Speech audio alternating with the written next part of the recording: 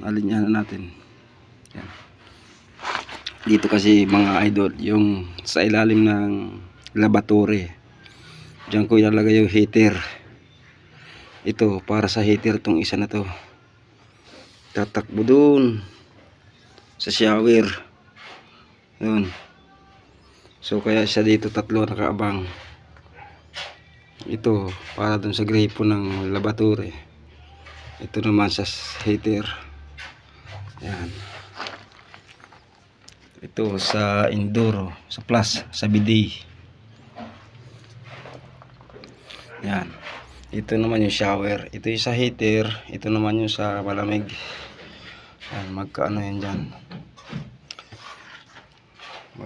Magkadugtong. Yan mga lods ang nangyari natin.